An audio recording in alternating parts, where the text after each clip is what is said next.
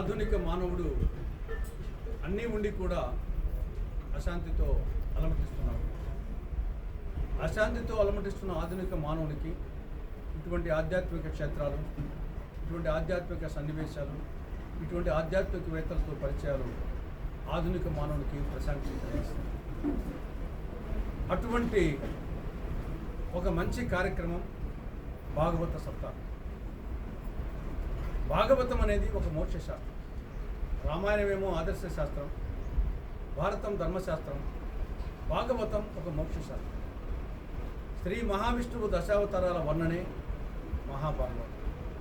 ధ్రువుడు, ప్రహ్లాదుడు, ముచుకుందుడు, అంబరీషుడు, కుచేలుడు ఇటువంటి భాగవతోత్తముల కథల ద్వారా ఆధ్యాత్మిక జ్ఞానాన్ని ప్రసాదించే మోక్షశాస్త్రం భాగవతం. భాగవతాన్ని వారం రోజుల పాటు భక్తితో పఠించిన విన్న మోక్షప్రాప్తి కలుగుతుందని ప్రతీతి.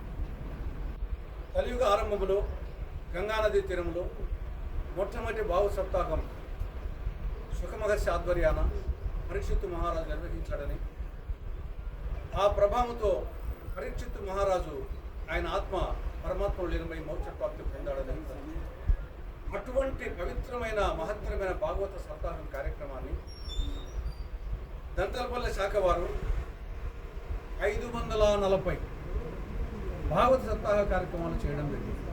ఇది ఒక రికార్డు. 540 భాగవత సప్తాహ కార్యక్రమాలు.